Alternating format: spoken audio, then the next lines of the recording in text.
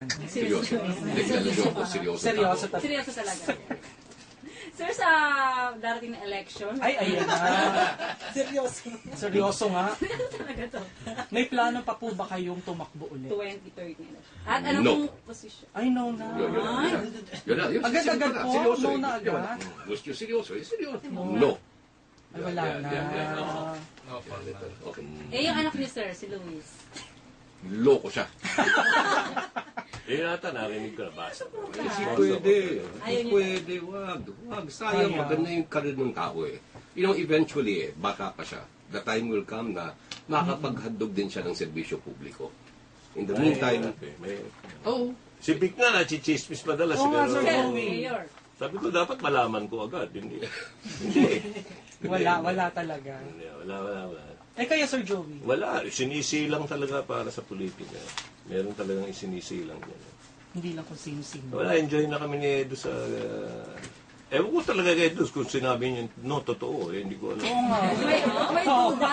alam ko pa naman, makakapi pa naman tayo. Nagsisimula pa lang yung ating mga relasyon tapos ganun talaga. Dito sa Makati, Sir Edo, oh.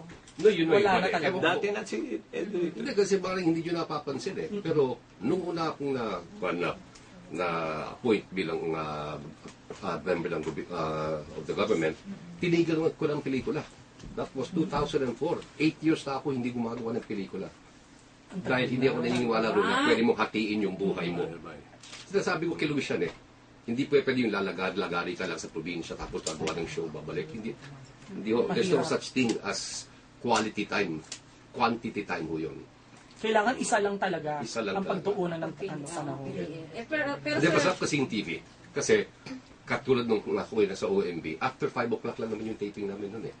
So, 8 to 5, tas opisina ako. Pero ngayon, sabi nga ni Joey, iba na yung aming nararamdaman eh. Kapag nakikita namin, napapasaya namin yung tao, at laking bagay din para sa amin yun. Even at my age. Batang-bata pa naman. Sir Edo.